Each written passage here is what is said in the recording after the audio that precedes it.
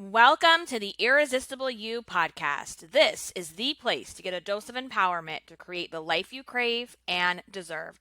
I'm your host, Amy Beltran, CEO and founder of Irresistible University.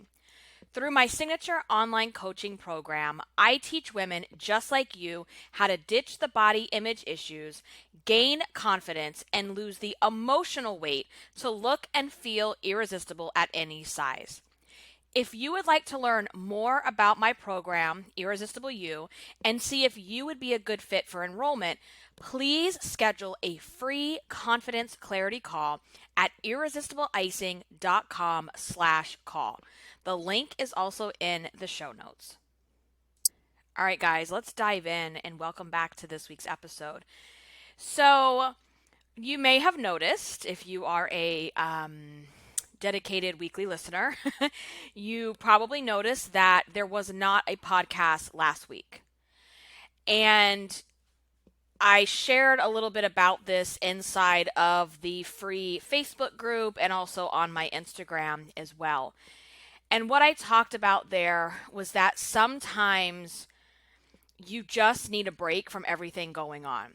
And I have to tell you, so last week on Monday morning, I woke up and I'm diagnosing myself with this. This is not a real thing, but it kind of is a thing. I woke up with an extreme case of COVID-19 fatigue.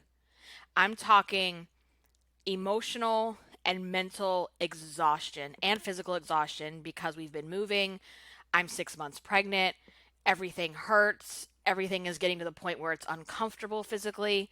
And I think all of that just kind of like rolled on top of each other, caused me to wake up Monday morning, and I was just like, I can't do this today. I can't podcast today. I can't mom today. I can't put another, open another box of things and figure out where they go today. I just can't today. Like, I was just so emotionally, mentally, and physically drained. And it was kind of also like I woke up feeling angry. I woke up feeling also apathetic to what's going on. And I woke up just feeling burnt out with life, with everything, and that happens. And I think, with everything that has been going on with COVID for the past 6 months, I'm not the only person that's going through this. You're bound to hit a wall at some point. And I think that by now we all kind of thought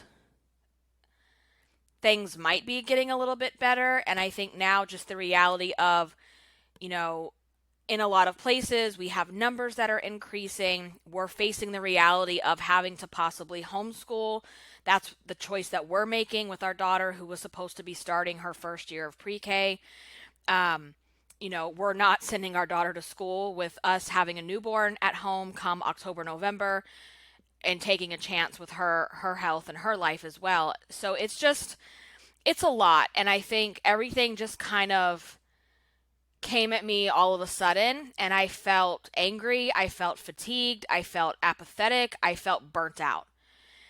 And I said, okay, I can push through this. I can get in the office, start recording, do my thing for work, and I just was like, no, I'm going to take the day off. And I'm actually going to just lean into what it is I'm feeling right now and not try to push through it. And I have to say that sometimes you have to make that decision for yourself to just be, right? That is what self-care is about. And that's what we're talking about today, is the whole concept of self-care. Because here's the thing. Self-care is not about, it's not just about, indulgent spa days and sushi dates with your girlfriends. That is a form of self-care. Let's be real. But self-care is much deeper than that. Self-care is knowing yourself enough, having radical self-awareness, which is a concept that we teach in the program. And so my ladies get to know they have to achieve this level of radical self-awareness, because that enables you to know when you need to take a break, when you need a timeout. My daughter gets timeouts when she's not doing what she's supposed to do, and I had to give mama a timeout last Monday. And It's just there's a lot, and I want you to know and I want you to feel relief in knowing that everything that's going on right now in the world is heavy. It's especially if you're an empath and you feel things very deeply, it's very heavy, and you need to make sure that you're taking time and putting yourself first and incorporating self-care into your routine, because otherwise that's what's going to end up happening, right? Is you come up and you wake up one day and you just hit a wall. And luckily, I'm good now. I'm feeling energized again. I'm getting my mojo back. It's coming back to me. I don't I don't feel that I've hit true burnout. But if you get to a point where you hit true burnout, it's not good. It's really not good. And I was there, years ago, and it's an awful feeling to have. And I think in this environment, in this climate, it's very easy to find yourself burning out because there's compassion fatigue. It's like, how many more things can we listen to? How many more, stories can we hear? And for those of you that have experienced actual illness or loss from this, like, how much more of this can we deal with? Anybody that's a caregiver understands that, the whole concept of compassion fatigue. And we don't want to get to that place. So we've got to learn how to be radically self aware so that we can do what we need to do to practice good self care routines. So, that's what we're talking about today. And so last week, it was awesome. Like, I rolled over, I looked at my phone, and I was like, no, girl, it's not happening today. And so my husband he works night, so he doesn't go into work until like the afternoons. And so, like, the four of us, me, Frank, our daughter Catalina, and Chewy, we just like laid in the bed till like 11 o'clock. And it was glorious because it's been so long, even since we've done that, and just kind of like let ourselves sleep in, let ourselves just hang out, because we've been moving. And so every morning we try to squeeze in, at least he does, because bless him, he's doing all the work around here because I'm basically physically useless at the moment when it comes to moving and all that kind of stuff. Anyway, he's been getting up every single day and, either painting or, doing things in the house or going to storage and getting all, like, he's been working so hard, and then he goes straight to work. And, we've had things to do every single day. So we've kind of been out of our normal routine with everything. And it was just really nice for us as a family to like lounge in the bed and, just enjoy ourselves. And we just had a relaxing day. And we woke up, had brunch basically at noon. And then my husband had to go to work, and I just kind of chilled, chillaxed the whole day. And I think a lot of it too was, it was my birthday week. I had my birthday on Thursday. I turned 39, you guys, my last 30th birthday. It's so crazy. And I think that was kind of part of it too, is I just kind of was feeling like, I don't want to say down, but maybe a little bit. Just everything was hitting me with the fatigue. Also, I had done a podcast and a YouTube video about this, about being pregnant in a pandemic. And at my last appointment, it just really hit me, like hearing how, only husband can be in the room, and even at the hospital, and just, no baby showers. No, there's like so many things that aren't going to happen that happened during my first pregnancy. And so it's just different. And it's also the fear and the, thinking. I'm hearing more and more stories about moms and newborns, and it's just terrifying, and it becomes all consuming, and that compassion fatigue kind of sets in. So, I know that all of you on some level are going through it in whatever way that you need to go through it, that it relates to your own personal life. And so I feel like this episode is very timely, because we need to be talking about self-care, right? Because here's the thing, guys. I want you to really hear this. True self-care is not some trending topic on Pinterest, okay? True self-care is not a trending keyword on Google. It's not a trend on social media.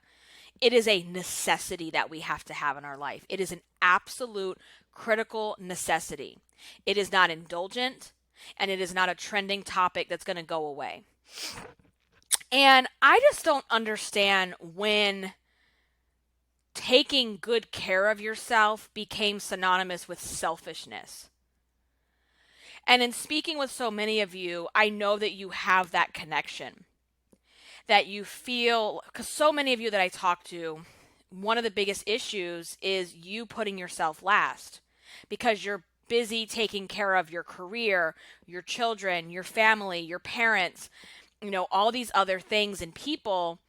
And somewhere along the line, you made a connection that the only way to gain acceptance and love is to be a people pleaser. The only way to gain acceptance and love is to take care of other people. And that putting yourself first somehow means you're this selfish bitch and you don't deserve it. And when you're, in a place where you struggle with confidence and loving yourself and your body image, there's a connection there to you not believing you're worthy of taking care of you and putting yourself first. And I want you to break that connection that you have, that taking care of yourself is not selfish. Taking care of yourself is critical. It's as critical as it is for you to eat and breathe. Okay? And you've got to break that belief that I can't be a good mom, or I can't be a good, business owner, or a good, worker, employee, a good wife, a good friend, a good daughter, whatever. You can't be a good mom, business owner, wife, employee, all the things, if you're continuing to put yourself last. And it's the same thing with me. It's like if my fuse is short because I'm fatigued, I'm exhausted, I haven't taken any time for me, I'm not checking in with myself, I'm not giving myself breaks, I'm not practicing self-care, do you think I'm showing up as a good business owner? Of course not. Do you think I'm showing up as a good mom? No. And I could feel that in myself that last week, where I knew that I needed the break because I was raising my voice way more than I would like. I don't like raising my voice to my daughter. And I was just being very short. I was saying no all the time, and I was raising my voice. And I don't like to be that person. And that comes from not practicing enough self-care and just kind of letting everything get to this point where you're almost going to explode. And I didn't quite get there. And that's the thing, is you've got to be self-aware enough to know when you need a break. And that's how it was on Monday morning, right? I woke up Monday morning and I was like, I'm not pushing through this right now. And that's a form of self-care. A form of self-care is knowing when you need to push through and keep a commitment to yourself and when you need to give yourself a break. Because there's a very fine line there, right? And when you have that radical self-awareness, that comes from getting to know yourself. And if you don't know yourself, you don't know when you need to take breaks. And so what I end up seeing with a lot of people is years go by. And it's literally been, I've talked to women to where they don't know the last time they took time out for themselves. They don't even know what self-care is. They don't even know what they want for their future because they've never thought about it before. And so let's break this stereotype or this belief or whatever is going on out here in the perfect Instagram, Pinterest world. And let's break this belief that self-care is this overindulgent, spa days and sushi dates, because it's so much more than that. Self-care is not all glamorous. True self-care is so not glamorous. For me last Monday, true self-care was rolling around and sleeping in till 11 a.m. That's not glamorous. True self-care for me last Monday was, I'm just going to get up and wash my face and brush my teeth. There is no jewelry. There is no makeup. There is none of that going on because I just don't have it in me today. Because I need to just be. I need to just be in my own house, in my own body, and my own skin, and not worry about anything else. And this is where it gets weird, because on the flip side of that, other days, for me, true self-care is getting up, taking a shower, putting my face on, getting my hair done, getting my jewelry on, because that's me. But there's days that you need breaks from all of that. Do you understand? So I wouldn't know that because that sounds very conflicting with one another. And I wouldn't truly know any of that if I didn't have radical self-awareness and a relationship with myself.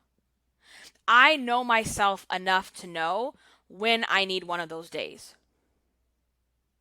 And that's what I want for you as well, is I want you to get to a place where you have such radical self-awareness that you know what you need when you need it. And that you're not waiting until you explode or you tell everybody off or you just have a major meltdown or, God forbid, you get to a place where you're in full burnout. Okay? And so the way that we do that is we have to work on creating an unconditional loving relationship with ourselves. And that's also one of the concepts that we learn, that you learn if you enroll into Irresistible You, is one of the things we do is we really, really work on how to create a relationship with yourself, how to create an identity. Because one of the things I've seen with women that join the program, they have been people pleasers, like chronic people pleasers their entire life, that they don't even know what they want because they don't have that relationship with themselves. So, the more you get to know yourself, the more you practice self-love, then the self-care is part of that as well. Because self-care is being able to check in with yourself and have really hard conversations. Self-care is knowing yourself enough to have those conversations and say, okay, what is it that I need today? And what I need today might be, I need to sleep in and call out and take the day off. And I just say,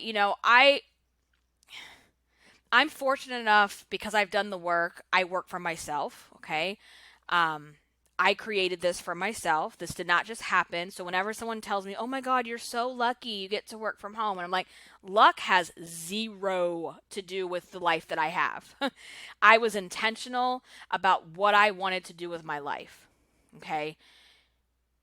But when I was an employee and working in corporate America, I say shame on corporate America, because what do we do? Everybody, like, I remember having those days, right, where you're just not feeling it. You're not physically ill, but you're mentally exhausted.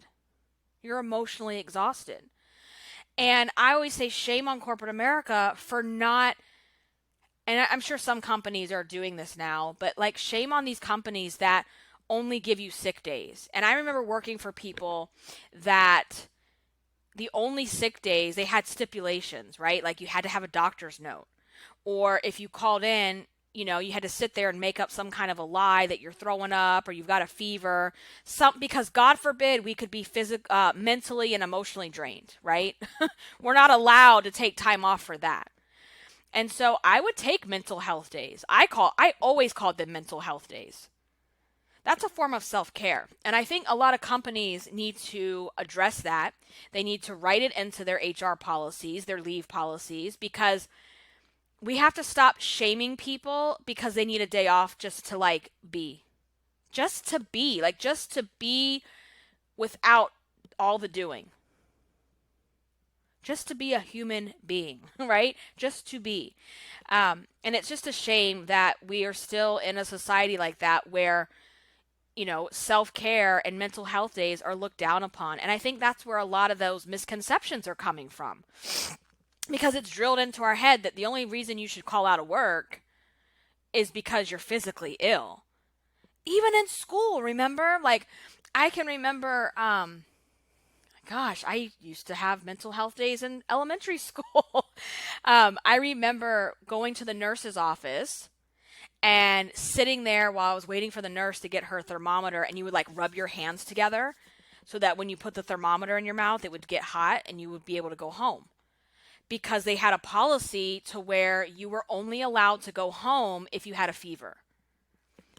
And that's just, we've got to start addressing that health is not just our physical health, right? Because being mentally exhausted, emotionally exhausted, it leads to burnout. And that can even lead to you being in the hospital. And as we all know, mental and emotional stress can manifest itself physically as well. And so, I want to speak on this. I want you to hear it from me. It's one voice, it's one drop in the bucket, but I want you to have permission to start taking better care of yourself. And that if you need a mental health day, you're allowed to do that. You're allowed to take that day. And without the guilt, because that's the thing, right? We feel like, well, if I have the day off, I better be doing something. And that was kind of like me too, because I'm looking around the house. You guys, we've been here like a month and a week so far in our new house. And I'm sitting in the office right now, you guys, looking at Home Depot boxes and stuff that has to be unpacked. And last Monday, when I decided to just be, I was still fighting the guilt of like, well, maybe I should be unpacking some things. And it's like, no, that'll get done. It all gets done. We just need time to be with ourselves and just not do anything, right? So please know that you're not alone. Everybody goes through this. I think right now it's even heightened more than it's ever been because we're in a different time. We are in a place of uncertainty. We are in a place where we don't know when this whole pandemic COVID thing is going to end. And as we're continuing on, a lot of us, myself included, are running on months and months, 6 months now of having to work, having to raise kids, having to worry, having to do all the things, and there's been no reprieve in between. So you kind of have to give yourself some grace and some credit there that we're not in normal circumstances. And so what can you do right now to take better care of yourself, to check in with yourself? And that's been really hard, especially, like if you're a parent and your kids have been home and you can't send your kids to grandparents and you can't take your kids places and they're not going to summer camp. And now most of them, at least where I live, are not going to school. So it's heavy and it's a lot, and we need to really make sure that we are putting ourselves first so that we can show up as better human beings, as better parents, as better employees, business owners, all of the things. So that's it, guys. I hope this was helpful. I hope you are doing good considering everything that's going on. Try to find that glimmer of hope in the storm that we're in because it's there. There are good things that are still happening. There are always things to be grateful for. And I'll just end on that, if you're having a hard time with what feels like a hopeless situation, I want you to focus and redirect yourself to gratitude. I want you to think about, everything that's going on, but what can I be grateful for today? Because there's always something to be grateful for. And that will help redirect your thoughts and your brain to not focus on when is this going to end? Oh my God, this is too much. This is heavy. Because it is. So how can you redirect yourself so that you don't get stuck in that cycle? And that's also a form of self-care as well. So, as always, if you want to learn more about the Irresistible You coaching program and see if you're a good fit, I invite you to sign up for a free confidence clarity call. You can go to irresistibleicing.com/call. The link is also included in the show notes. Make sure you're following me over on Instagram at irresistibleicing. I always post behind the scene things on my stories. Instagram stories is probably my favorite place to communicate on social media, and also just a fun way for us to connect and get to know one another. So on that note, I hope you're having an amazing week. Stay healthy, stay safe, and until next time, stay irresistible. Bye, guys.